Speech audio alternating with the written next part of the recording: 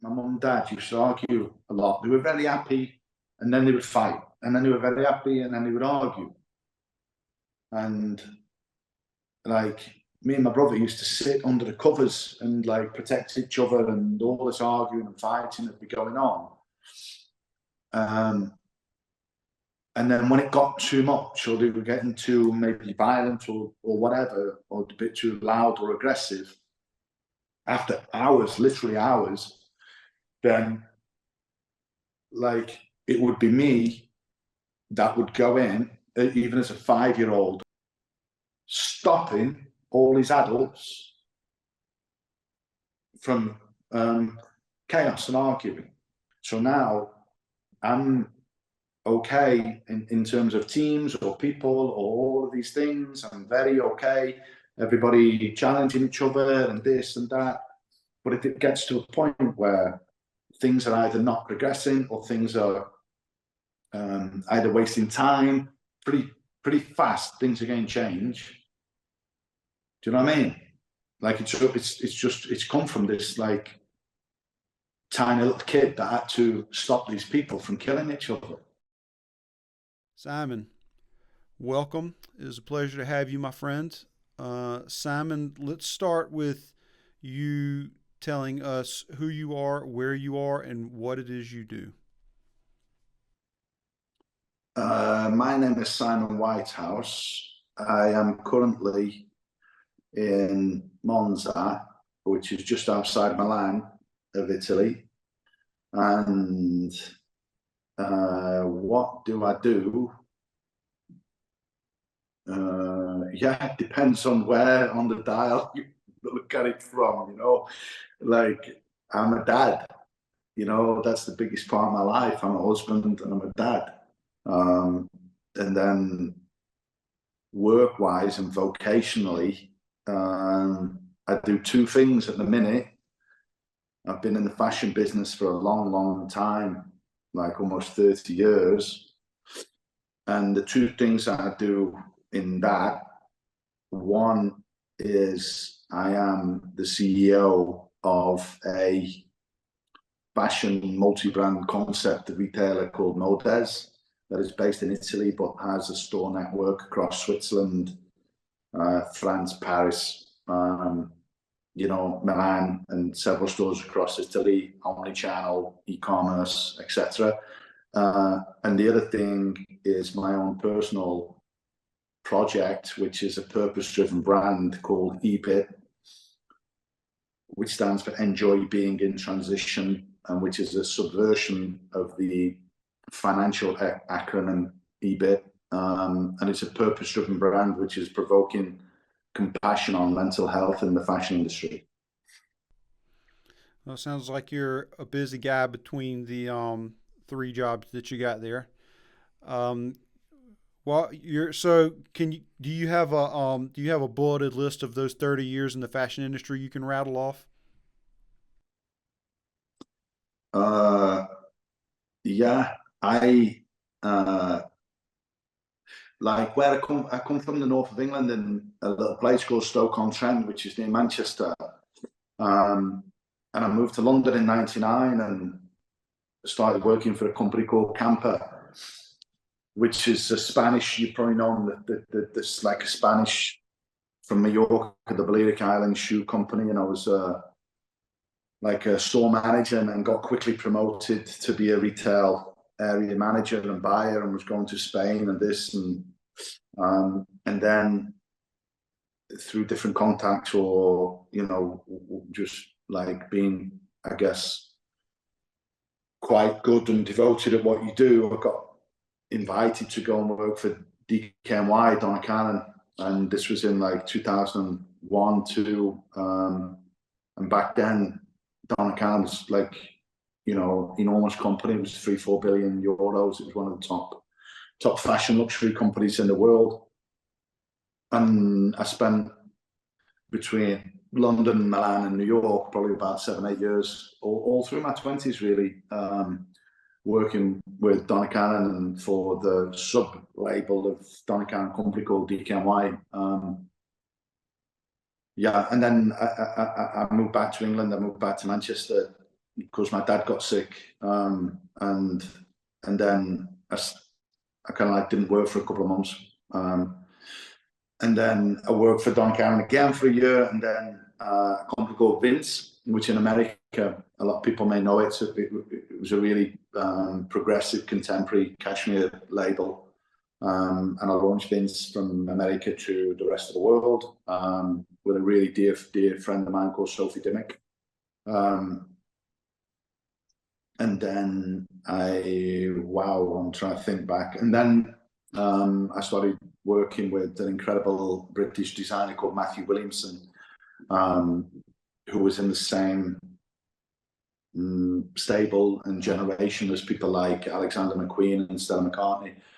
And for a period, Matthew Williamson was one of the best British designers, coming from London, and used to show in New York. And when I was there in 2008-9, we did, at the time, the biggest collaboration with H&M in the world at that time. Most of the H&M collaborations, when H&M started to do designer collaborations, and they were doing it in the top, like 200 stores, 250 stores, and Matthew Williamson collaboration in 2008 was in 2,200 stores. It was in every single H&M store worldwide. So it kind of broke the mold a little bit of collaborations.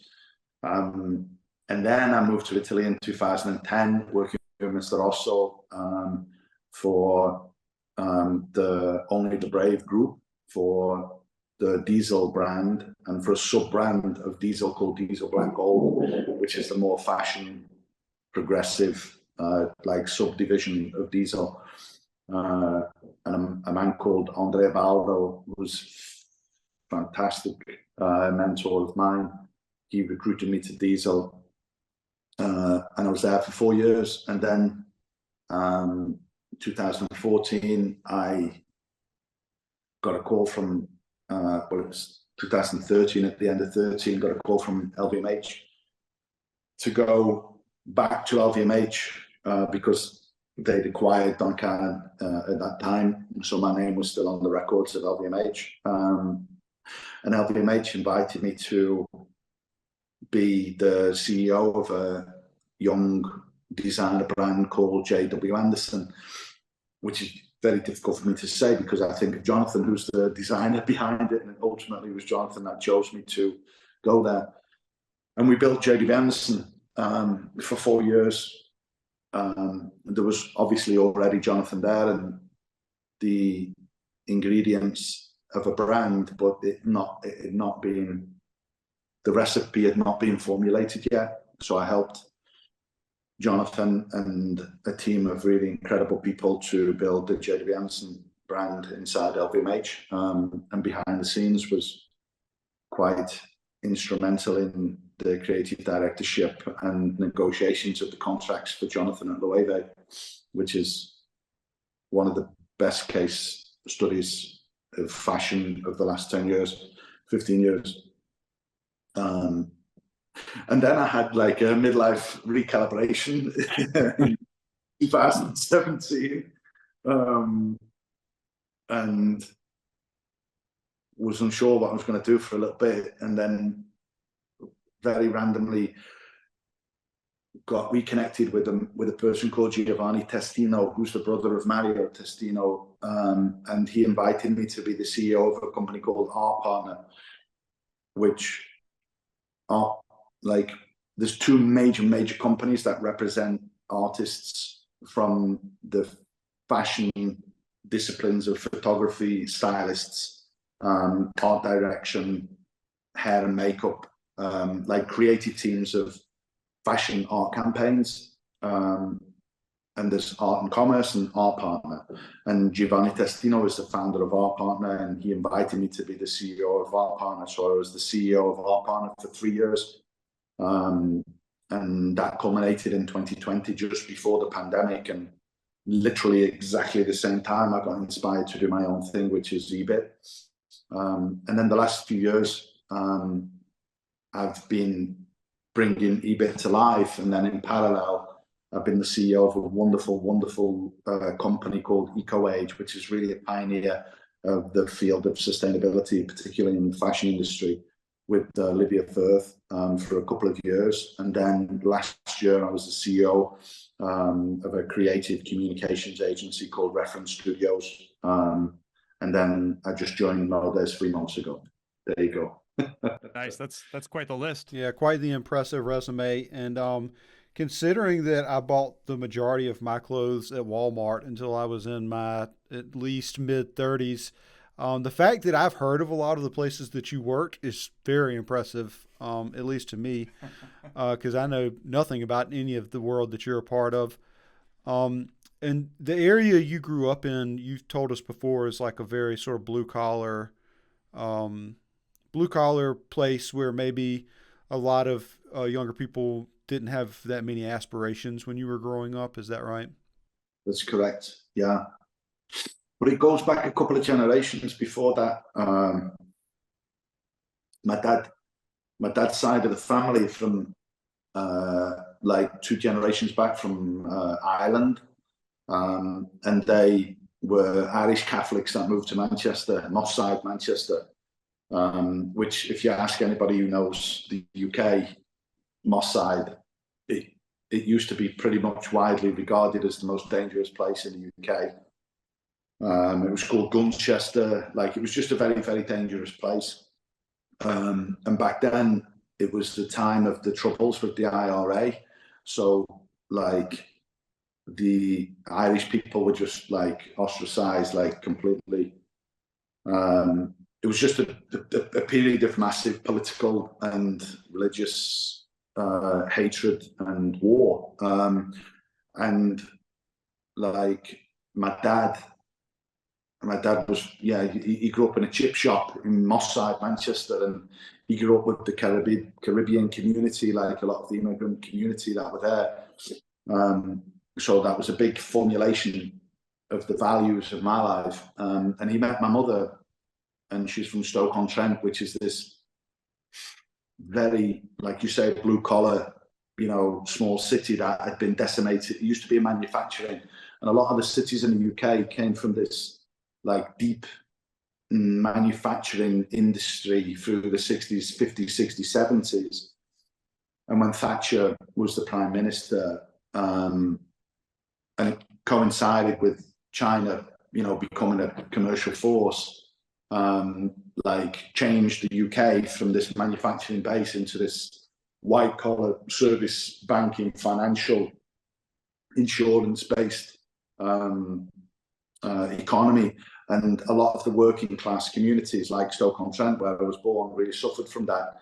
So where I really, like, grew up with my family, because my mom's from Stoke and my dad moved to Stoke, it was decimated. Like, it was like, for several years, the worst place in the UK to live, on every socio-economic factor, from teenage pregnancy to drug abuse to unemployment to property prices to literally every social economic factor. Stoke was like tick, tick, tick, tick, tick, you know what I mean? So yeah, that's where I came from. And so when you took that first job that was in a field that obviously was a bit of a departure from probably the direction that a lot of other young people would have been going in that era, where did you take the job just because you, like, needed a job and you went and took whatever came along, or did you have interest in that area?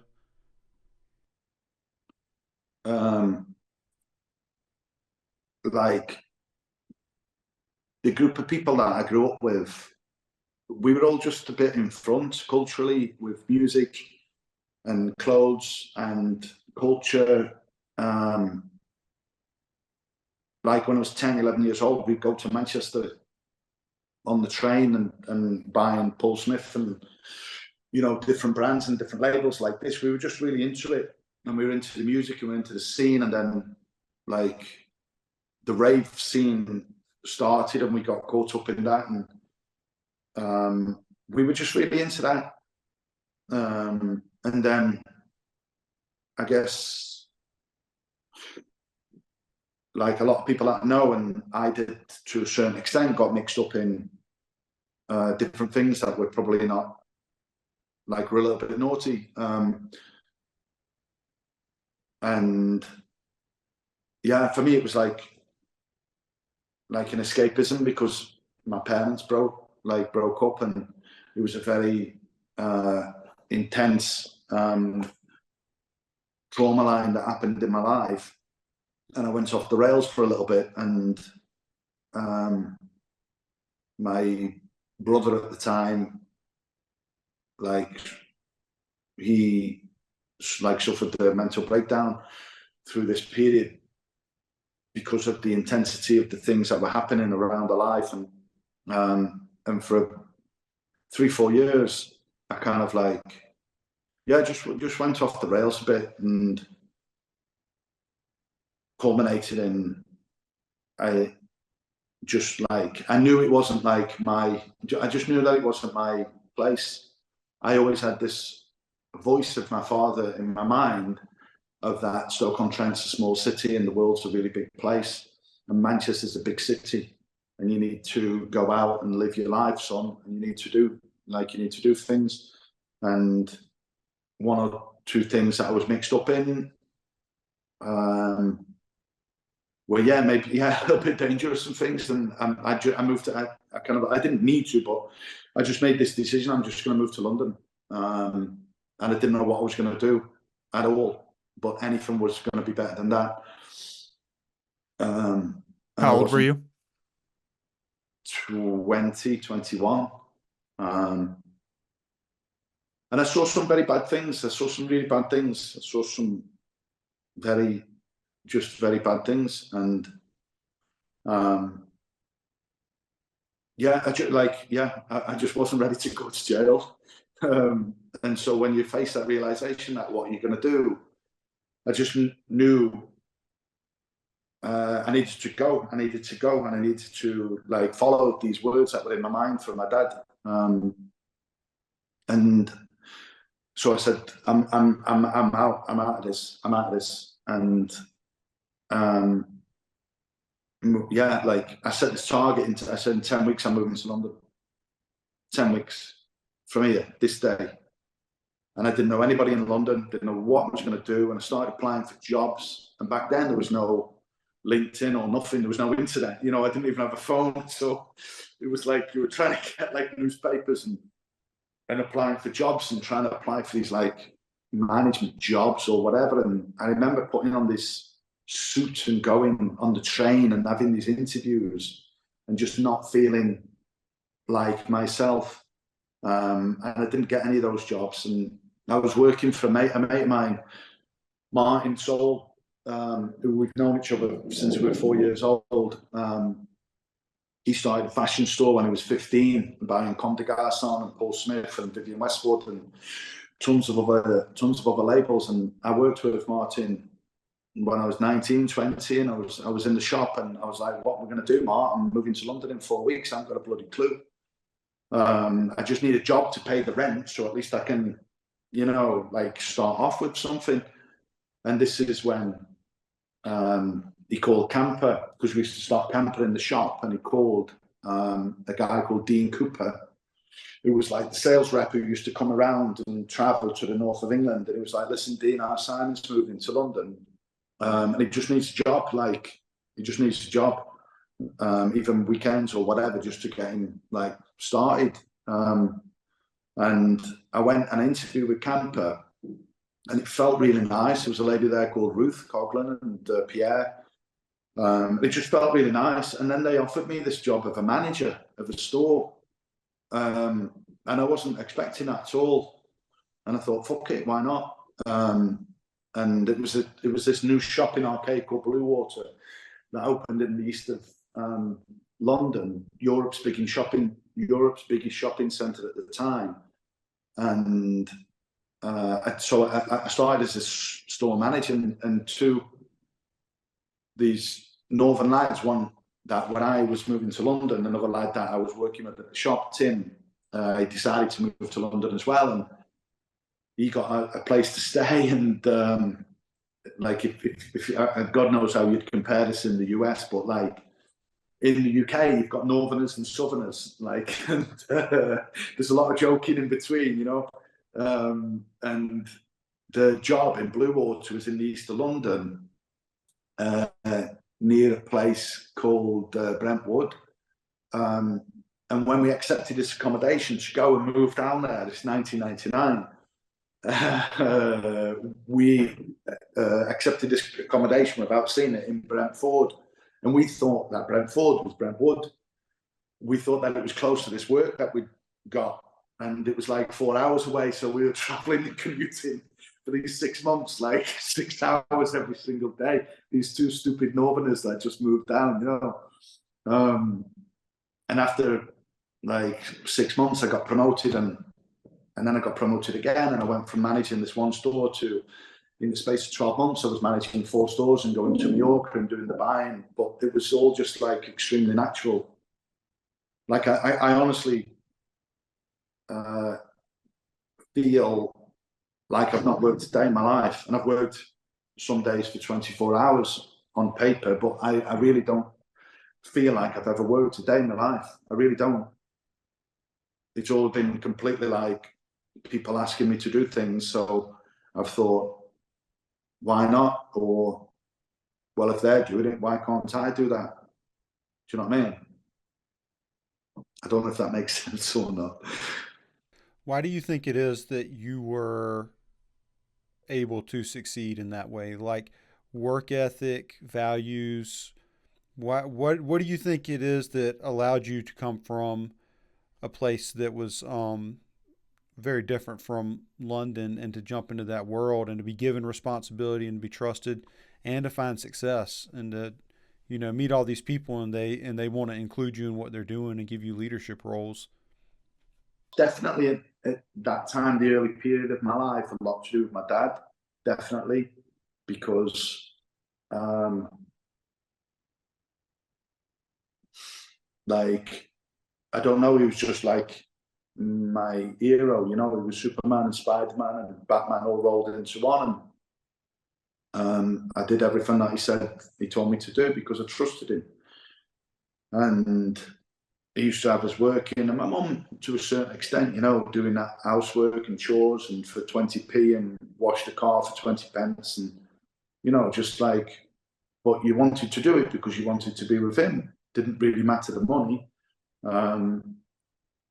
But it just was like ethics and values, I guess. And then also culturally, we were just into that. And fashion is a really weird thing because nobody needs another $300 sweatshirt or €1,000 dress. No one needs that.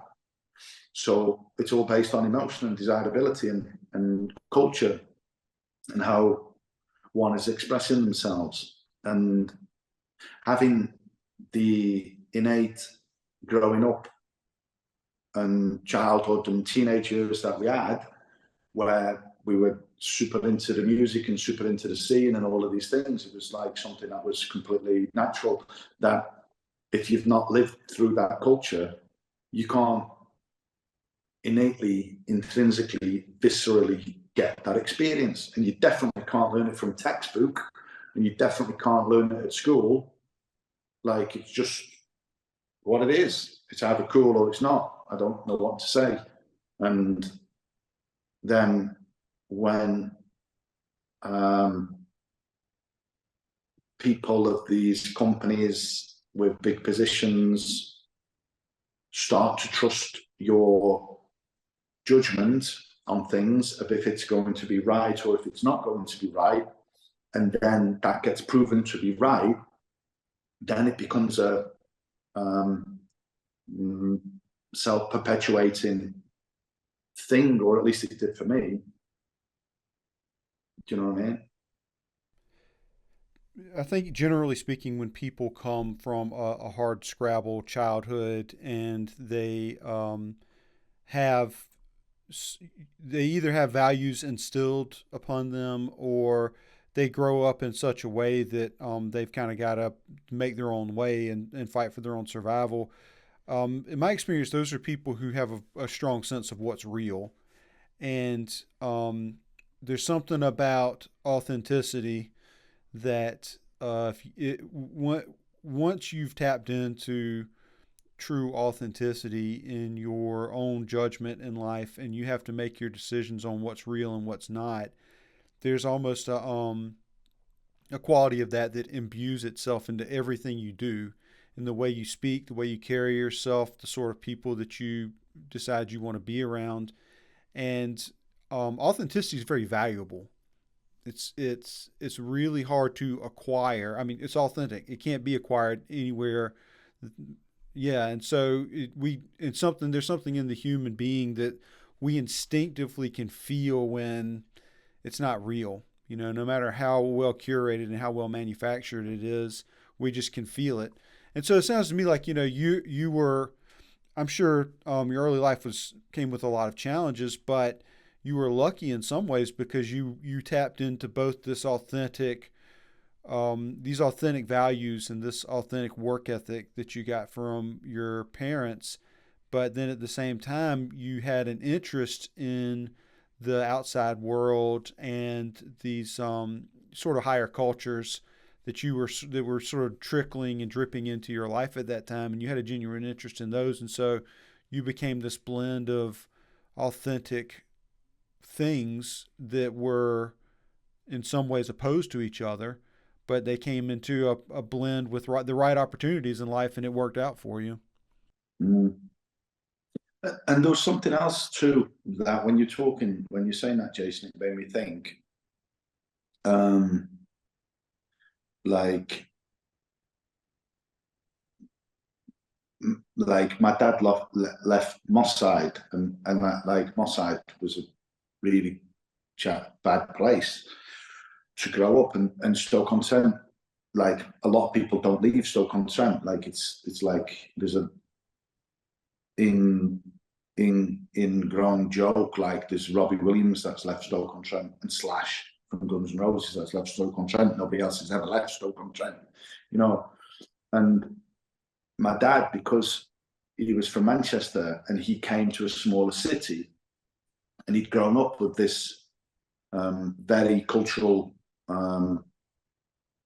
like, immigrant community. Like, he was always instilling into us, like, don't be a sheep.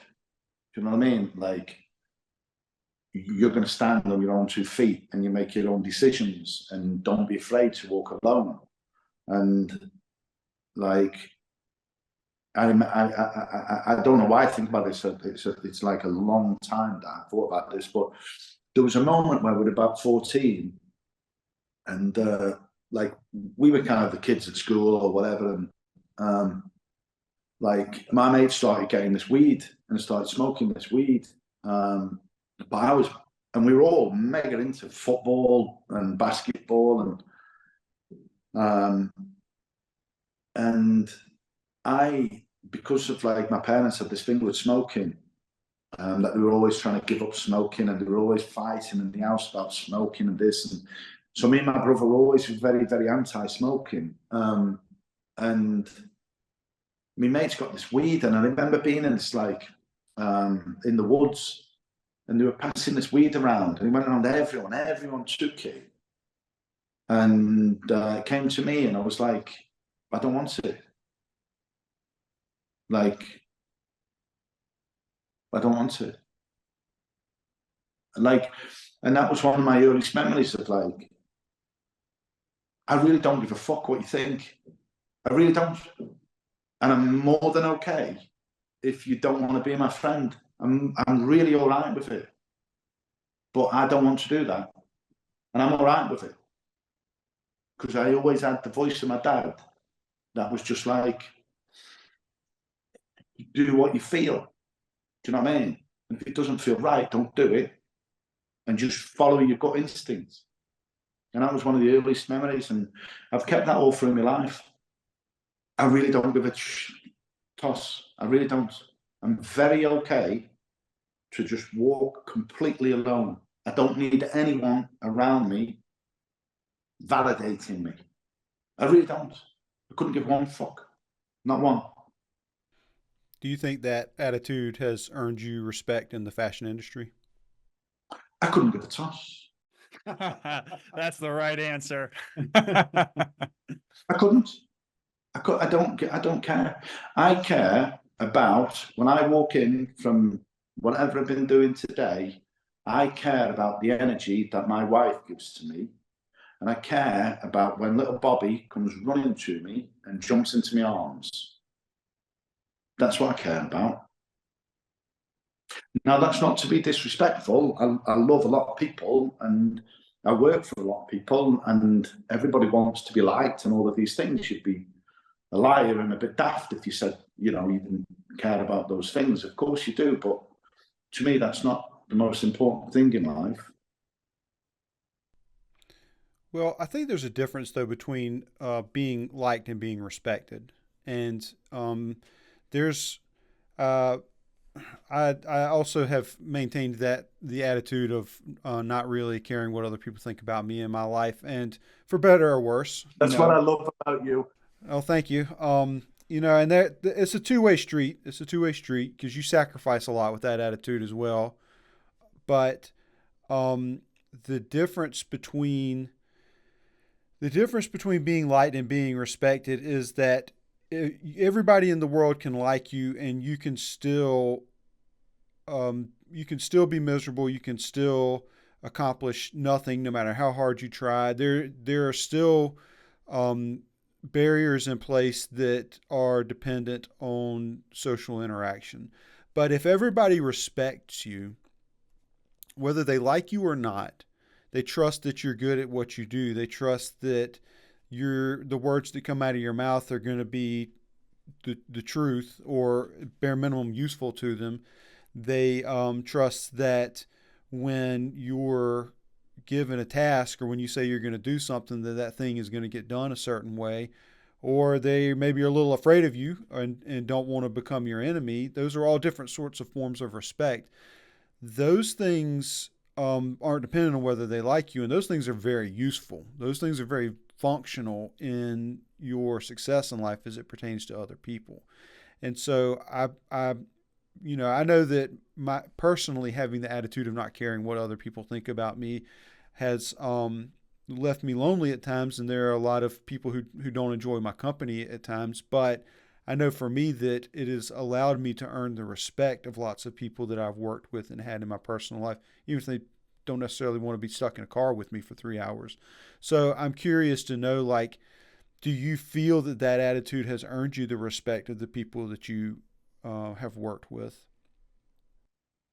I wouldn't. I wouldn't say that this particular element has been a major contributing factor in earning respect. I would say maybe that's one of them, but I would say that moreover, a work ethic and the values that you share, that you transmit, and the compassion that I transmit. I'm very known and respected for being a compassionate person. And like a lot of the time, making the right judgment calls has got me probably respect when it comes from a professional environment point of view. It's different when you think about your family or whatever, but I'm answering that question more from a professional, vocational point of view. You know what I mean? Do you feel that because you're not interested in having people like you and you don't give a shit about it, that helps you in your decision-making process, because it's not cluttered by all of these things. It becomes very objective. Like, you're going to make this decision. You don't care what somebody thinks about it. And that's what helps to give you that judgment. Tricky, interesting question, Brian, because what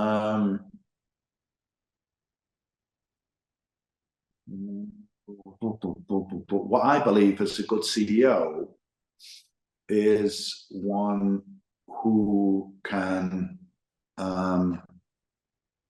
amalgamate the like will of a senior leadership team and a bigger team to all want to follow a decision. Do you know what I mean? So a good CEO doesn't have to upset a lot of people because they can cultivate a team that pretty much is on the same page and looks at things in a similar manner and can therefore make a good and right and correct decision.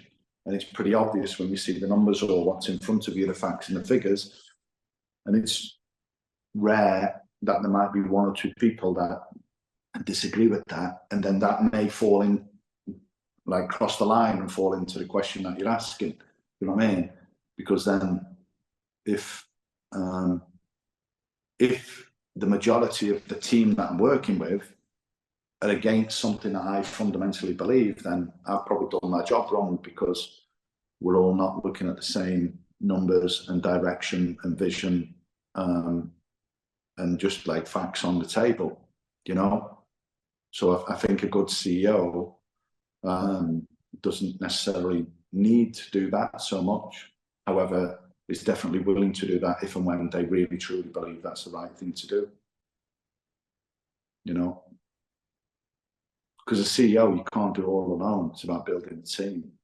It's about selecting the right talent and having that talent work together to go towards a common goal. It sounds so textbook, but it's literally that. It's a lot easier said than done as well. Yeah, there's a stanza of the Tao Te Ching that talks about, which I'm not even going to attempt to quote it, but it describes a series of like kings, and the worst king is the one that the people are the most aware of, because he's imposing his will, and that will, by just virtue of human nature, is not going to be something that a broad majority of people are going to just fall in line with. And so his will is going to disrupt the lives of the lowest levels of society. But it describes the highest, most successful king as one the people are totally unaware of. Like they literally don't even know he exists, because he's not enacting his will upon his society. His society's highly functional. That's my kind of king or queen, however which way you want to look at it. Yeah, leader. Yeah. You're a bad leader if you have to resort to force and coercion to make something happen. That something's not right if that's the case. But for me, this is like when I was 12 years old, I was captain of the football team. You know, you pass the ball to you. You're not working hard enough. Like it's not a lot different than that. If you've got people, if you're a striker and you know that you're a good striker, and if you're a defender and you know you're a good defender and you're a goalkeeper, all you need is somebody to help to pass the ball to the other person, and then they do the job, and they're very happy to do the job because they've been built. God has given them that gift, whether that's in sales or production or finance or whatever. God somehow has given them that gift, or they've studied so hard to develop that gift. And do you know what I mean? So it's about probably removing the obstacles of them fulfilling their own potential and making sure that it's a cross-functional working team. Having known you for a number of years at this point, I don't know how many years did we first started talking in 2020, I think. Yeah, about 4 or 5 years. Yeah. So I think it's safe to say that your compassion for other people is one of your defining qualities. I think in any in-depth conversation, something adjacent to your compassion for other people is going to arise in the conversation, and you're going to demonstrate that it affects your decision-making to a great degree consciously. And so one thing that I'm curious about is that, as somebody who grew up in this blue-collar realm and somebody who experienced some bad things in life, that we can leave it at that, but also as somebody who has had a very high leadership role in an industry that you know, can have a reputation for being impersonal at times and a bit brutal on a lot of the people involved in it. Can you talk about like where your compassion came from? Is it just something that was present in your heart from the day you were born, or is it something you had to learn? My mother, really simple. She was the most compassionate, kind person I've ever known, human being I've ever known, and the most gentle soul, the most absolute gentle soul. And my mum worked on a factory floor for 40 years, and you know, earning minimum wage, part-time, because we needed it in the family. And when I started, like, because my dad passed away when I was 30, so it was at the beginning of when I started to get into real managerial roles. And so my relationship with my mother really changed as I went into, after they got divorced, and then also after my father passed away. These two like different chapters really enveloped my relationship with my mother in a very different way, and it got really, I always loved my mother, obviously, but my dad was my idol growing up, and my mum washed the clothes and put food on the table, and I just wanted to go and play football with my dad. It was just a different dynamic of relationship. I always loved and respected her, but I would never want to spend a lot of time with my mum in my childhood, you know, whether that's right or wrong, probably wrong, but it just was what it was. But as I grew older in life, my respect and feeling towards my mother just changed, really changed in an extremely profound way. And the lessons I learned and I embraced and invited and accepted from my mother were and are still some of the greatest lessons that I've had. And there's one moment of strength just before she died that is the greatest display of strength I've ever witnessed from any human being, because strength comes in many different forms. And she used to talk to me about when she was working on the factory floor, and like the different managers would come around and would like bring visitors from different suppliers or whatever, do you know what I mean? Like walking them around the floor and saying this and saying that, and there was some managers that would do that, and that's the only time that they would see him, or the factory floor. And then there was other managers that used to come, and I started crying. I knew I was going to cry. I always probably cry.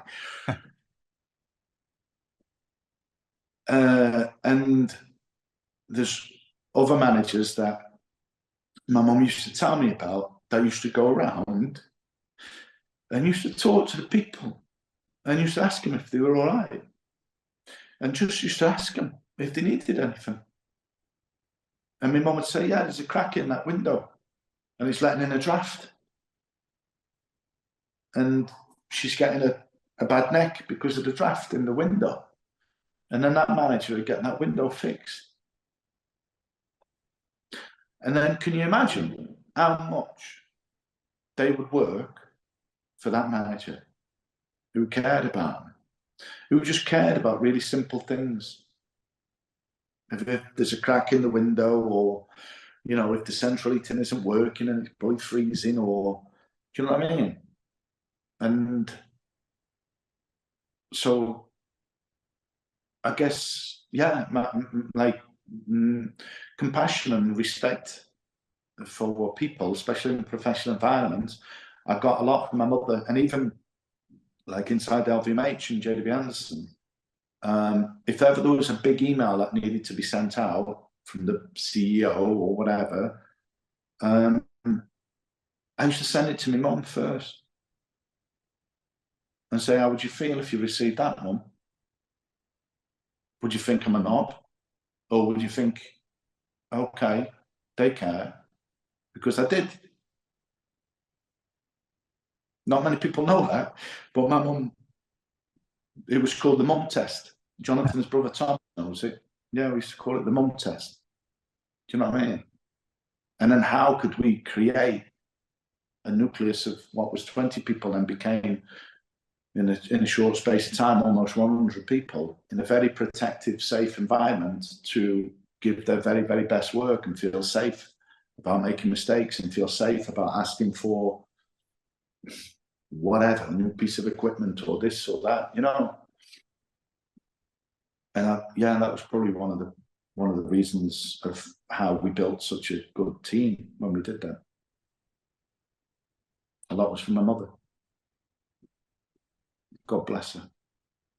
Obviously, you were very lucky to have parents that cared about you, and also parents that had an awareness of their role and responsibility for shaping you into a valuable contributing member of society. And it doesn't matter. Most parents who are healthy emotionally are going to love their kids, but I think that the ones who really are willing to make that sacrifice for their children to be strong, caring, contributing individuals, those people are doing a service to everybody on earth when they do that. And, somebody like you in particular who became a leader and you helped create these brands that, had cumulatively millions of touch points all over the world. That was important work that your parents did. It was very important work. And to your credit, Simon, you applied the lessons. And I think that's really worthy of talking about, because that's a hard thing to do. It's relatively easy to hear a story and to be moved by it, but then to internalize it and turn it into something useful that has a practical application, that's a skill in and of itself. You trigger my memory of something that, especially when I went through therapy, I had my eyes open to, I was 17 when our parents got split up, and they split up in a very traumatic way. And then 6 months later, my brother had his mental breakdown. And like I said, for a few years, I went off the rails. And when I was 14, 15, I was predicted all A's, go to Cambridge or Oxford or whatever. And when all this happened with our parents, I just went completely off the rails for a few years. And then I remember getting my A-level results while my brother was just coming out of a psychiatric ward that he'd been there for about 18 months. And sitting on the car park with these A-level results, and I got a B, an N, and 2 or 3 U's. So I'd basically been disqualified. I'd just got 1 result when I'd been predicted for 5 A's. Because I was just fucking drunk. I was just drunk. I was just absolutely at complete hatred and anger at the world. And I flipped a coin, and it's not the first time that I've done it. I flipped a coin if I was going to go out, or if I was going to go back and I was going to face my dad and tell him these results, because I knew he would be really, really angry. And the coin said to go home. And I went home, and I told him, and we argued, and I said, and I ended up crying, and I said, I'm going to make it up. And I went to university. I managed to get into university, but not to do a degree. I did this thing called an HND, which was 2 years. Basically, I had to do an extra year at university than everybody else in order to get the degree. So I did 4 years, when most people do 3 years. And I did it to atone the feeling that I gave to my father. It wasn't even my mother, because my mother was just happy that I was alive and that was me. She was never that I had to go to school or university or whatever. My mother just loved me for me. But my dad always pushed us to do this, and I'm glad that he did. And then when I moved to London, things out of this weird like necessity and feeling, and then the work ethic and the amount that I worked and like the amount that I put into it, some of which I stumbled upon, but some of which I just wanted to work. I was very happy working. Like for me, it was like, wow, amazing. This is better than, you know, being in Stoke-on-Trent. And it didn't feel like, it felt like a privilege for me. You know, I was a complete imposter into this situation. So it just felt like a complete privilege for me to be experiencing some of these things and going to these restaurants or hotels and traveling to different places. Like it was mad.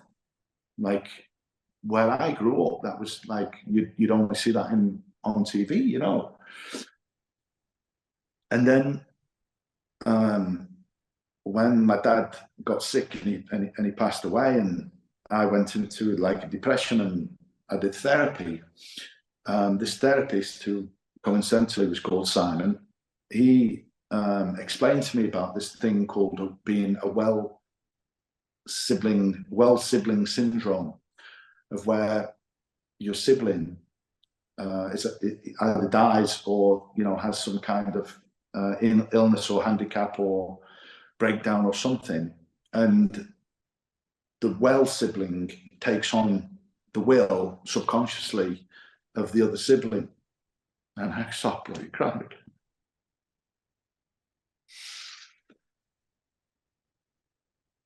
And the well sibling tries to work almost double so that they can atone for the lack of pride that the parents would feel from the inability of the unwell sibling to accomplish. And that for me, probably for many years, was a big aspect of me working a lot, like just hours and hours, just like that cocktail of like, this doesn't feel like work, but actually, yeah, I want to make my dad proud and I want to make my parents proud because I'm, you know, just fucking gypsy from Stoke-on-Trent, you know what I mean? Like, how can I be doing these things? And I did it because I wanted to just go home and tell my dad what I was doing. How old were you when your brother passed away? No, he's still around, my brother, but I was 17 and he was 20. And yeah, he had a very severe mental breakdown over a course of about 6 months. And for the last 30 years, he's lived with this mild form of schizophrenia. And he lives in a government-provided one-bedroom place. And he sits on the floor and he watches TV on the floor. He has his TV on the floor and he eats microwave meals, and he sellotapes his curtains to the windows because he thinks the neighbours are spying on him, because that's what schizophrenia can do to you. And he's lived that way for 30 years and he's never going to probably change. And he has a care worker that goes around every 2-3 weeks, and every I don't know, God knows, 6 months, I get a message, an email from the care workers saying that the police want to talk to Stephen because he's knocking on the neighbours' doors, because he thinks that they're spying on him and he thinks that they want to get him. And every week or two, I send him a text message and I copy and paste the same SMS message into the 8 or 9 different telephone numbers that I've got for him. And he never replies. And my dad, when he was alive, he went to this doctor's seminar on schizophrenia once, and I remember my dad telling me this analogy that this doctor told him, which is schizophrenia is like, imagine being in a case and you're surrounded by windows that are all frosted or steamed, and you can't see out, but you can see that there's some form of life like happening beyond this steamy windows. And every now and again, your will enables you to wipe away the steam or wipe away the mist. And for that minute or 5 minutes or 10 minutes or however long it lasts, you are completely lucid. You are completely the same person. And this is what happens with my brother. Every 6-9 months or so, now it's got a bit longer, it's probably every year as the years have gone by, but he'll call me and I just see this bro mobile, and I can be anywhere. And I always say to everyone, work or wherever I am, if my brother calls me, I'm taking this. Because I don't know how long you've got him for. And he'll come on the phone and you're talking, and you're just talking as if everything's normal. And it could be for 5 minutes or 10 minutes. And you're talking about these memories of childhood or something, or remember this or remember that. And then all of a sudden, after 7 or 8 minutes, you're, oh, gotta go. And he's gone.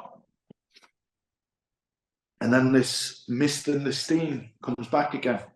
And that's it. And that's our Stephen. And this week I went back home. I went to Manchester. I flew to Manchester. I went to Stoke for a funeral. My godfather John, my uncle John, passed away. God bless him. He was a lovely man.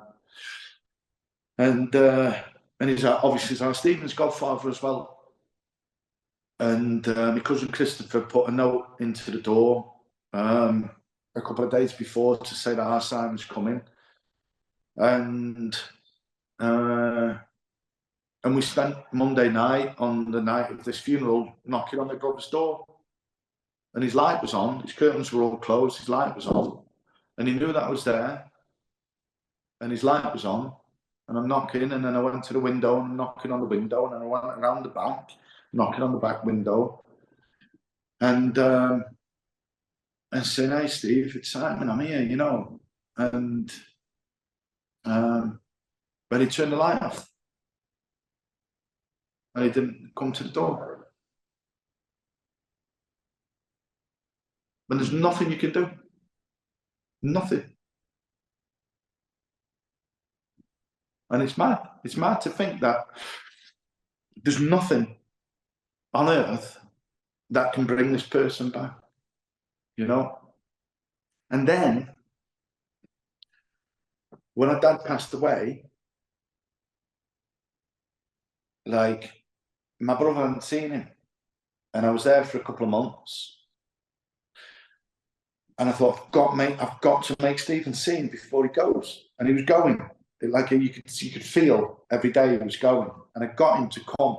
And it was a Wednesday night. My dad passed at 6:45 a.m. on the Saturday morning. And the Wednesday night, the next day we took him to the hospice. And on the Wednesday night, our Stephen came, and me and our Stephen sat and we watched our dad fight for his life. Fight for his fucking life. Naked, withering like a snake, trying to fight for his fucking life on this sweaty bed. And our Stephen saw it. And we saw it. And after that, my dad had gone. And he was still there for 48 hours, but he was gone. And we saw him every ounce of will in his life. And our Stephen, on the Saturday afternoon, he wrote me an SMS poem where he just lay there. All he did was stare. His eyes were blue like the ocean. He had no notion that I was there.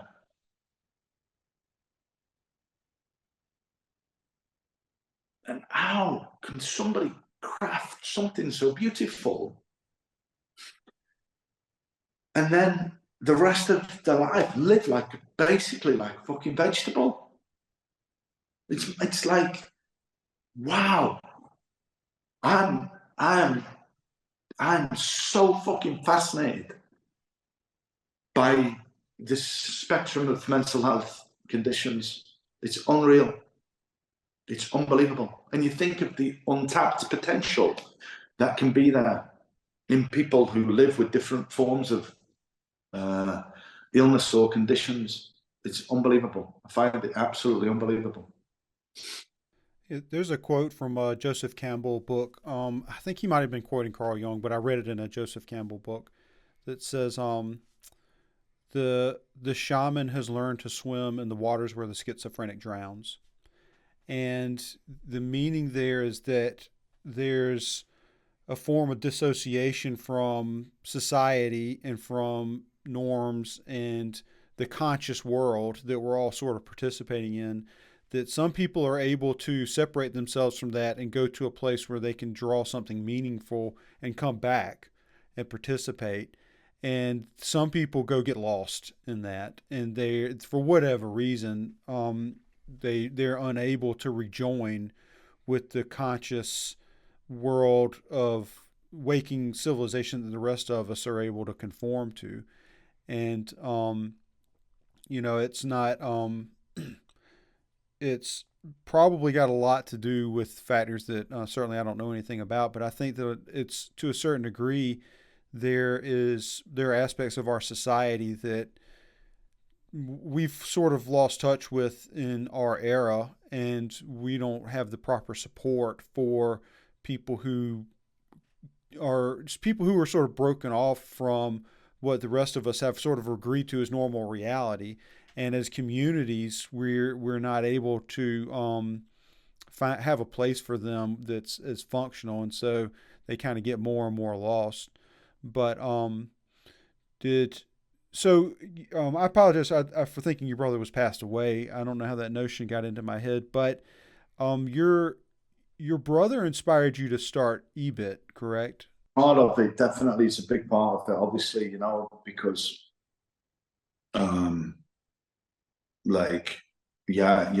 just the whole consciousness around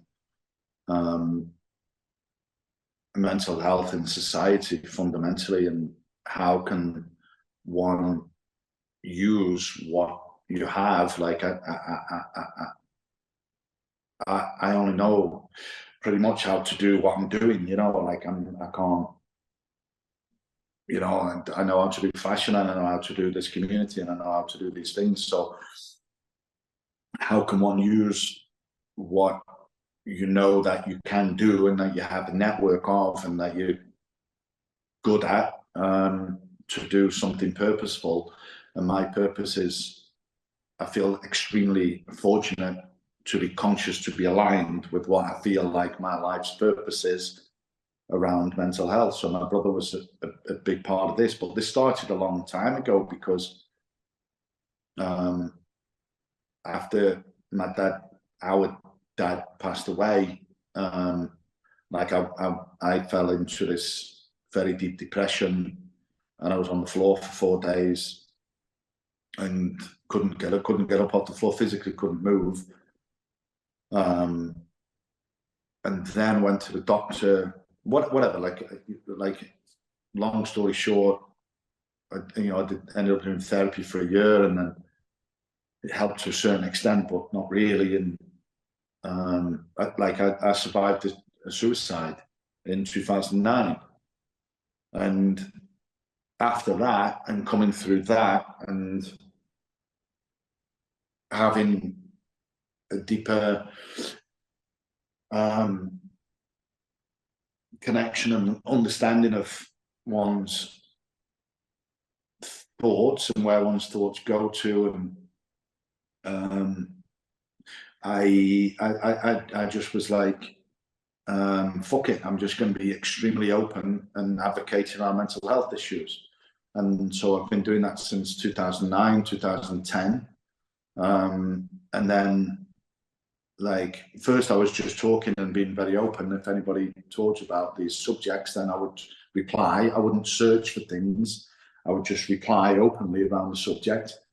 And then it was our Stephen's 40th birthday in 2013. And I was at my mum's place at Christmas. And I remember my mum, that's it, I was having a conversation with a friend of mine, Paula, in Milan, December 2012. And we were talking about what we want to do next year, like New Year's resolutions and things like that. And I was like, I don't really have any resolutions, but I'd like to do some like bucket list things next year, like some cheesy things like Niagara Falls and go to the Rocky Steps and just like different things like this. And then the week after, I was at home with my mum at Christmas, and my mum was shouting from the kitchen like, "Oh, it's our Stevens. He's got a big one this year. He's going to be 40." And at the same time, I was Googling, because I was going to New York in February. I was Googling what the train distance is from New York to Philadelphia, so that when I go to New York in February for the fashion show, maybe I'll just one night get the train and just tick off one early February, great. And then I've got the rest of the year to do some other like cheesy things, you know, and go to the Rocky Steps. And as I was Googling it, it was saying that it's 100 miles. And as my mum was shouting, our Stephen's 40 this year, he's a big one, we should do something for him. I thought, fuck it, I'll run that. And I thought, fuck it, I could run that 100 miles. And I could do it like for our Stephen, because we used to watch Rocky when we were kids, and we used to play fight with boxing gloves. He had one pair of boxing gloves, and so he'd have one glove and I'd have one glove, and we'd like play fight and do Rocky. And just as my mum was saying this, I thought, fuck it, I'll run it. And so I trained, and I did it on his birthday, his 40th birthday. And I ran from New York, 100 miles non-stop, from New York Central Park to the Rocky Steps, Philadelphia. And I think I'm the only person on earth that has ever ran non-stop from New York to the Rocky Steps, Philadelphia. And we did it for this charity called Mind, which is the UK's largest mental health charity. We ended up raising, I went back and did it twice actually, because the first time at mile 78, I just totally broke down, totally crying. And anybody who has ever done an ultra marathon usually doesn't complete the first one that they do. They have to go back and do it again, because it's just a completely psychological nightmare. Yeah, but I ended up finishing, I did 78 miles and finished it on a bike the last 25 miles or so. And then I went back in 2016 and did it. 36 hours non-stop running. And we raised about $50,000 for this charity, this mental health charity. So this mental health thing has been around and in me for a long time.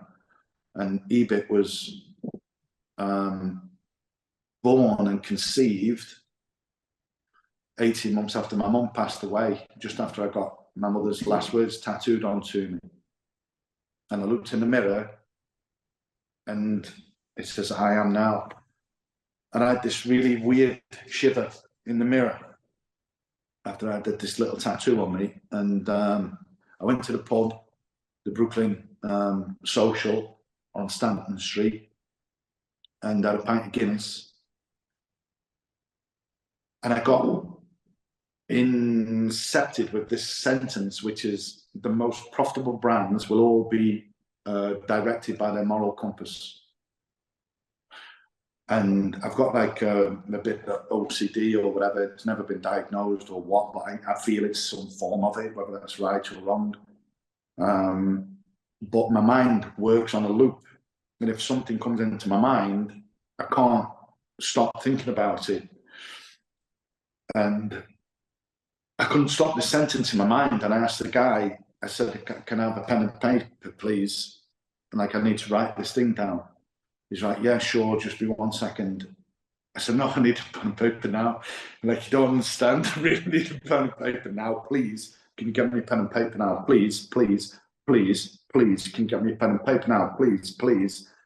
And he was like, yeah, okay. And he went upstairs and he got this pen and paper. And I don't know if you're ever naughty at school, but we used to have this thing called lines. And like, don't flick Peter's ears or whatever, you know what I mean? Like, and you were kept behind and you had to write, don't flick Peter's ears, don't flick Peter's ears, don't flick Peter's ears. And I was in this pub and I've got a piece of paper somewhere and I was writing a sentence down, one after the other, after the other, after the other. All the most profitable brands will all be directed by their moral compass.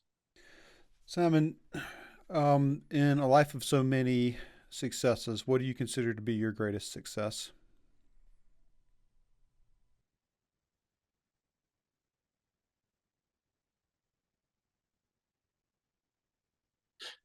When Bobby runs towards me and jumps into my arms, because to arrive to that point and the amount of things that you need to survive and do justly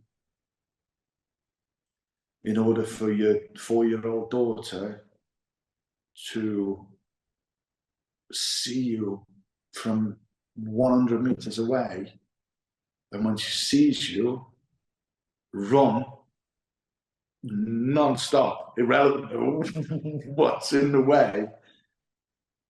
That's my biggest success, because that shows that I'm good with Offie and we're good as parents, and that means that every single thing that I've been through in my life, I've survived, you know. I've seen my mother, I've watched my mother go, I've watched my father go, I've watched my brother shivering in psychosis, having his breakdown. You know, if my mate Pete didn't pick up the phone that night, I wouldn't be here. The last 15 years, I just simply wouldn't be on earth. You know, going through all these things, and then the most simple thing of arriving home, and she doesn't know. And she doesn't know. She has no clue what I've been through in order to arrive to this point, to love her so much. And the absolute pure love, the purity of love. And I hope you guys feel it. I hope you know, we all have our own paths and we all have our love in different ways. But for me, that's the absolute purity of love. To arrive to that point, I can't think of anything else that could be more successful than that. What's the most difficult thing you've ever had to do?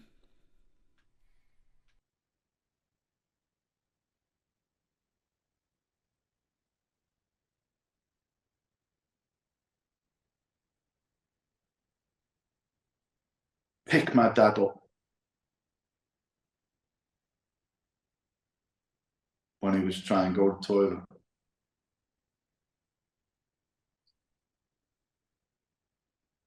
Not pleasant. Not pleasant. Yeah. And then there's another one that was pretty difficult too.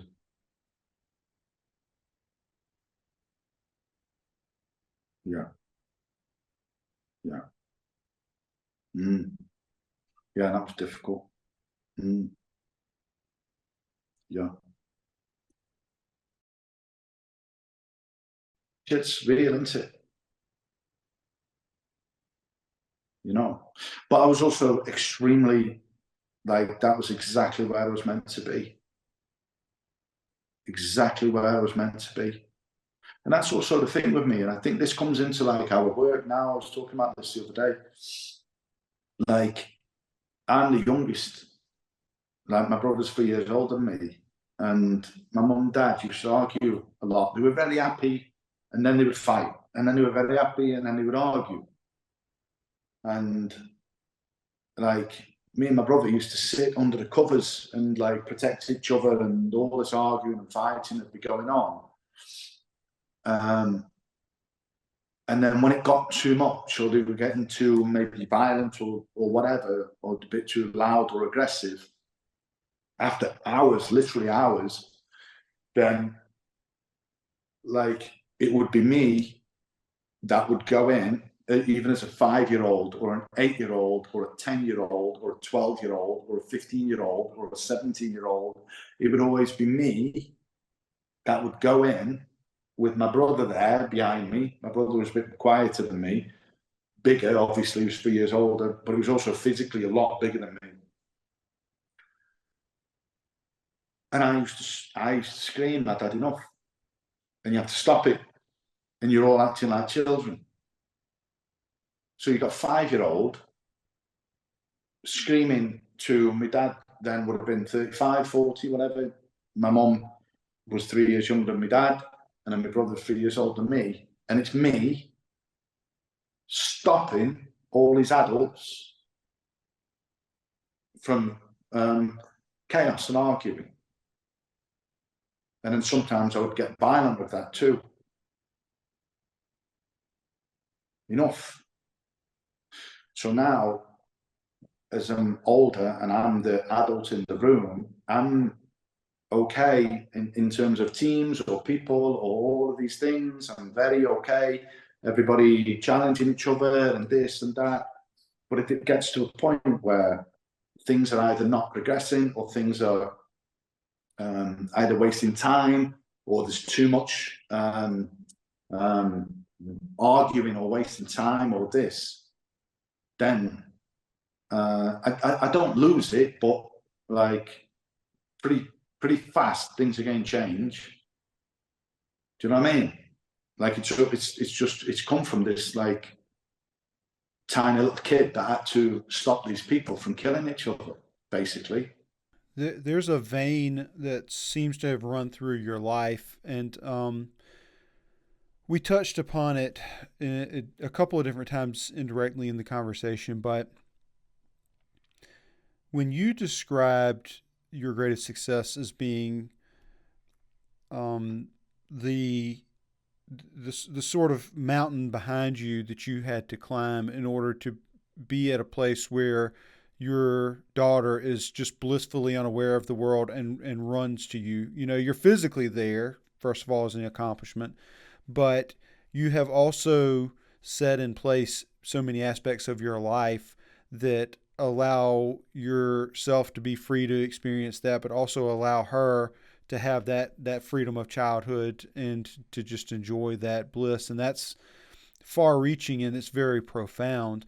And to me, that is a reflection of what we were discussing earlier as the pinnacle of leadership is somebody who all those who follow him are almost unaware of his presence. And there's an essence of the proper role of masculinity in that the force of masculinity goes into the exterior world and conquers the exterior world, changes the exterior world in some way, breaks the ground, does this terrible labor so that new life can follow. New life can go out and have a place to begin in relative safety, in the best conditions possible. And a lot of times, you know, that role does fall on the father, but you know, circumstances place that role on moms a lot. but there's also an aspect of leadership that comes into that. And when your daughter's running to you blissfully unaware, you in some ways are that invisible leader. You're somebody who has done so many things that she's never going to know about until she's an adult and can relate to the experiences. You know, even if she even learns about half of it at that point, she'll never know. And that burden is sacred and it's powerful, and you've taken it and you've done what you were supposed to with it. And so, you know, it's a great story, and I think you're worthy of all the joy that you experience as a result of that labor and suffering and sacrifice. My life was for the first 25, 30 years, was so much dominated by my father. And like playing sport and, you know, the psychological, like, you know, you're the winner, blah, blah, blah, like very, you know, very powerfully motivating, which in sports, I guess you've got to be. And I really idolized my father for this. And I remember one time he came home and he was crying. And it was the first time that he'd ever seen him cry. And he couldn't even talk because he was so upset. He was crying. And he was driving home and a dog had come out and he'd knocked over this dog. And we had a family dog as well. And he'd knocked over this dog and killed this dog. And the father was there with the son, and he was saying, I'm so sorry, I'm so sorry, I'm so sorry. And the dog just ran out. It wasn't his fault. The dog just ran out. It wasn't his fault at all. And he knocked this dog over. And he came home and he cried. And he was crying.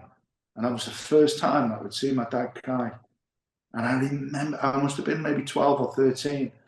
And I remember thinking for the first time, wow, he's a real human being. Like wow, he's got like emotions. I'd never seen that side of my dad.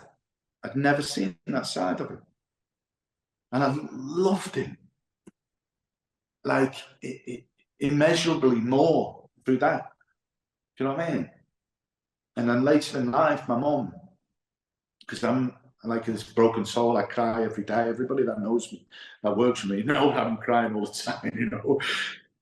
And my mum just was always like, well, if you don't cry, cry. It's got nothing to do with anybody else, has it? You know.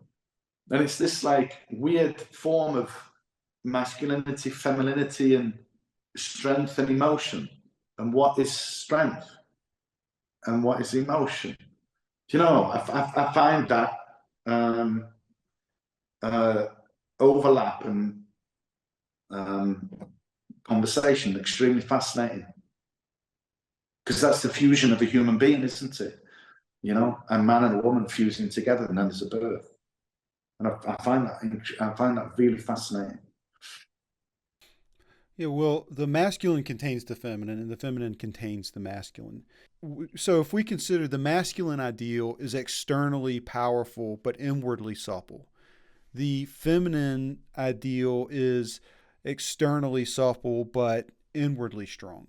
And so those forces, while we experience manifestations and rising and falling of those forces in the world around us, they're all happening at the same time, and they're always transforming into one another and in using each other's strength at just the right moment. And that's how the whole crazy material experience moves forward. And so for a man who is unable to apply his sensitivity and apply his emotions in coping with and resolving the pain and suffering of life that he will inevitably endure, that's somebody who is going to have to be broken, because he doesn't allow the pain to penetrate. He doesn't allow it to go in and change him and make him into a human being. And likewise, the woman who's unable to find her inner strength and stand up and be, and fight back and provide a rigid resistance to the pain and suffering of the world, she'll be broken by it eternally. And so that's why we have to work on those forces inside of us and be conscious of them. And most importantly, have open conversations about them and share these kinds of ideas with each other so that we're comfortable exploring things and letting things in and letting things out. And so I think that a lot of people will have listened to your story and seen your demeanor and your openness and the success you found with all the very difficult things that you've gone through and your willingness to be vulnerable to those things. I think a lot of people will find that inspiring, and a lot of them will feel a lot more comfortable with their own sort of vulnerability as they make their way through the joys and terrors of life. And they'll probably be very grateful to you for what you've shared. God bless you. Simon, we're nearing the end of the amount of time that we've asked you for today. So how would you like the world to connect with you on the internet? I guess two main ways. I never thought about it. There's Instagram, Simon's Rocky Road, and then LinkedIn, Simon Whitehouse. All right. Yeah. Well, and then also, I guess eBay, Instagram is enjoy being in transition, which is kind of a mantra for all of us, no? We'll be in the transition whether we're going to enjoy it or not. So certainly it's worthwhile having that attitude. I'll link to those things in the description in the various places. Simon, Brian and I both like you a lot and admire you, and we're just really grateful to you for the time that you've given us today and for your willingness to share your story. Bless you. I love you guys. I really do. I super respect what you're doing. I love you guys. It's a big pleasure. Thanks, Simon. We feel the same. And to everybody else who's spent their time with us today, we're grateful to you as well, and we'll talk to you next time. Thanks, everyone. The greatest thing in life that we can give is our time.